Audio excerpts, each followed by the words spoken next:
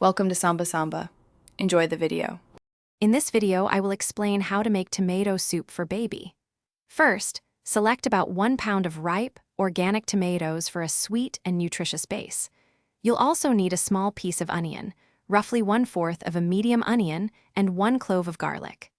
Don't forget a little olive oil, a pinch of salt, and 1 cup of low-sodium vegetable broth to complete your ingredient list. Now, let's get everything ready.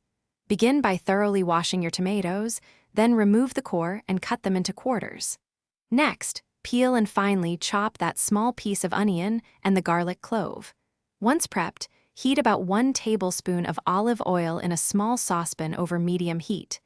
This gentle sautéing will bring out the best flavors for your baby's meal. Once your oil is warm, add the chopped onion and garlic, sautéing for about 2 to 3 minutes until they become soft and fragrant. Then, introduce the quartered tomatoes and 1 cup of vegetable broth to the pan. Bring it to a gentle simmer and cook for 15 to 20 minutes. Finally, use an immersion blender to achieve a perfectly smooth consistency. Before serving, always ensure the soup has cooled completely to a safe temperature for your baby. Any leftover soup can be stored in an airtight container in the refrigerator for up to 3 days or frozen for longer. For an easier cleanup after mealtime, check the description for a link to the Shark AI Ultra Robot Vacuum and other great deals.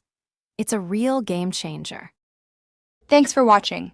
Consider subscribing if we helped you.